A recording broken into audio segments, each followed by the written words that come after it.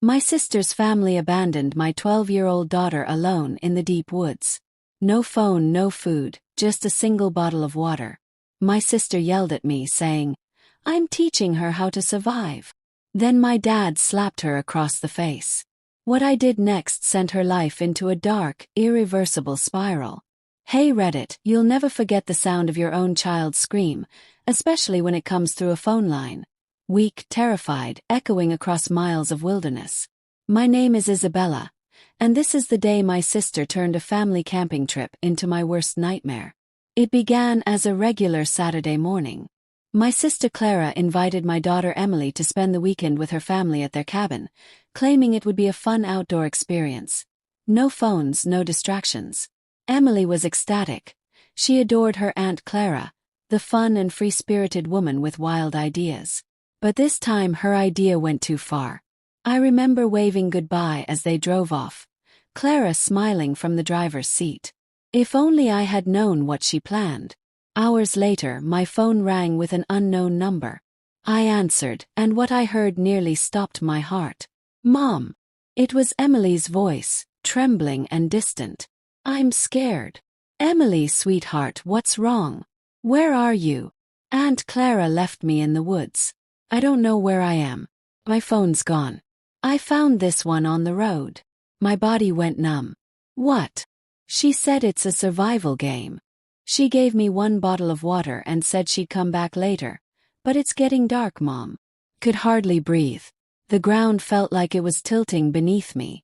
"Stay where you are," I said, my voice shaking. "I'm coming for you right now." I grabbed my car keys and called my dad on the way. "Dad, it's Emily. Clara left her alone in the forest. I'm heading there now." He paused for a moment before growling. "What did you just say?" I repeated it, and I swear I could feel the rage in his silence. "I'll meet you there," he said, hanging up. Took me 40 minutes to reach the old forest road. By then, the sun was setting, orange light filtering through the trees. I parked and ran down the trail, calling Emily's name until my throat burned. Then I saw her.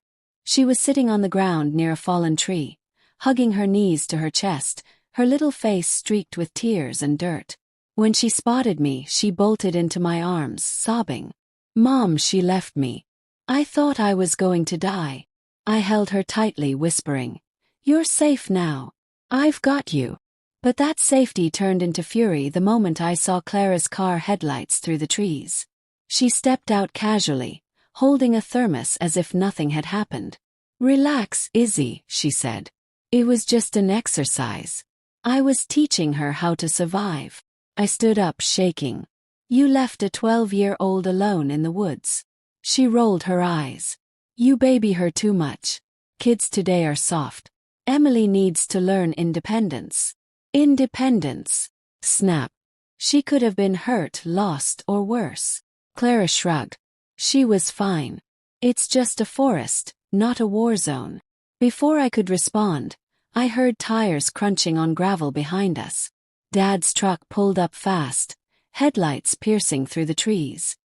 He got out, his face pale with fury. He didn't say a word, just walked straight toward Clara. "Dad," I started, but it was too late. "You left my granddaughter alone in the woods," he said, his voice trembling. Clara frowned. "Dad, it's not a big deal. She's safe now." The sound of his hand hitting her face echoed through the trees. Clara gasped, clutching her cheek. "You hit me." Dad's voice was cold, sharp as steel. "I should have done it years ago, the day you started believing you were smarter than decency." I had never seen him like that. His hand was still shaking, but his eyes were calm, almost heartbreakingly sad. He turned to me and said, "Take Emily home. I'll handle this." But I didn't leave. Couldn't. Clara started screaming. "You all treat me like I'm crazy." I was just trying to help. I wanted her to be strong. "Strong!" shouted. "She's 12. You call this strength? You call this parenting? You almost killed her, Clara." But she wasn't listening, she was unraveling. "You think you're perfect, Izzy? You think your daughter's better because of you? Wait until she grows up. She'll hate you too. Dad stepped forward again, his voice low. Enough. Go home before I call the police. She glared at him, tears in her eyes. You'd really call the cops on your own daughter? He didn't flinch. You stopped being my daughter the moment you left a child to die. She turned and stormed off to her car. We stood there in silence, watching her drive away, her taillights disappearing among the trees. I held Emily tighter, feeling her heartbeat against my chest. Dad looked at me and whispered, "Don't worry, Izzy. She'll face what she's done. Nobody escapes the truth forever." And he was right, because what happened next, what Clara did after that night, plunged her life into darkness none of us anticipated. 2 weeks later, I received a call from the sheriff. They had found Clara's car abandoned by the same forest road. What they discovered inside shocked our entire family. 2 weeks.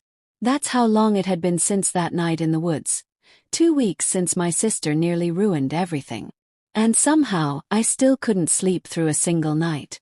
Every time I closed my eyes, I saw Emily's face, terrified, shaking, calling for me in the dark. I could still hear Clara's words echoing like poison in my mind. I'm teaching her how to survive. Survive. That word used to mean strength. Now it just reminded me of fear. Emily was physically safe but emotionally scarred. She began having nightmares, waking up in tears and clinging to me as if I might disappear too. The therapist called it survival trauma. I called it cruelty. Dad stopped talking about it altogether. He'd sit on the porch in silence every evening, his face hardened and exhausted, staring out at the trees. Sometimes I'd catch him whispering to himself, "How did I raise one child who saves and another who destroys?" Then one quiet Sunday morning the phone rang. It was the sheriff. His voice was calm but serious. "Mrs. Clark, we found your sister's car abandoned off Route 17 near the state forest." My heart dropped. "What do you mean abandoned?" "The vehicle's empty, doors unlocked, engine cold. We're running prints now, but you might want to come down." Dad and I drove there in silence, the road winding through tall trees and wet dirt, the air heavy with mist. When we arrived, the flashing lights of police cars cut through the fog like ghosts. Clara's old red SUV sat crooked beside the ditch, one door still open. The sight of it made my stomach twist. A deputy approached us. "We found signs of struggle, broken glass, torn fabric, but no sign of your sister." Dad looked down, jaw clenched. "Did she leave anything?" The deputy nodded and handed me a clear evidence bag. Inside was a single folded note in Clara's handwriting. I opened it carefully. "You were right, Izzy. I went too far. I thought I was making her strong, but I was just trying to fix the weakness I saw in myself. Tell Dad I'm sorry. Tell Emily I never wanted to hurt her." My hands trembled as I lowered the note. Dad turned away, wiping his eyes. "They searched for her for 2 days. Drones, dogs, search teams, nothing. It was as if she had vanished into the same forest she once used as a lesson. Eventually, the sheriff declared her presumed missing. But I think we all knew the truth. She wasn't coming back." For months afterward, life felt strange. Quiet. We tried to move on, but grief clung to everything. Grief for what was lost and for what had never really been whole.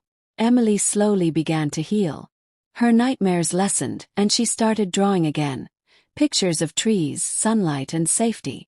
One afternoon, she came to me with a sketchbook and said softly, "Mom, can I draw Aunt Clara too?" I hesitated. "If you want to." She nodded. When she finished, she showed me the picture. A woman standing in the woods, eyes closed, surrounded by small animals. It wasn't dark or scary. It was peaceful. "I think she's happy now," Emily said quietly. I didn't have the heart to argue. Maybe in some strange way she was. The next spring, Dad and I returned to the same forest. Not out of anger, but for closure. We placed a small wooden cross near the spot where Emily had been found. On it, Dad carved a single word. "Forgiven." He looked at me and said softly, "I can't hate her anymore, Izzy. I think she hated herself enough for all of us." I nodded, tears burning my eyes. She lost herself trying to prove something. And maybe the forest was the only place that finally told her the truth. We stood there for a while, the wind brushing through the trees like a whisper. The same forest that had once terrified us now somehow felt calm. Before we left, I placed Emily's drawing at the base of the cross, the one where Clara stood peacefully among the trees. That night, as the sky turned golden over our porch, Emily sat beside me and asked, "Mom, do you think Aunt Clara is watching over us?" I smiled softly. "I think she's watching over the girl she hurt and learning from her now." Emily leaned her head on my shoulder. "Then I hope she knows I forgive her." I kissed her forehead and whispered, "She knows." Because sometimes, those who cause the most pain are the ones who never learned how to carry their own. And true forgiveness isn't about letting them back into your life. It's about finally setting yourself free. She left a child in the dark to teach her strength. But in the end, it wasn't survival that saved anyone. It was love, quiet, painful, and real, that brought light back to the forest.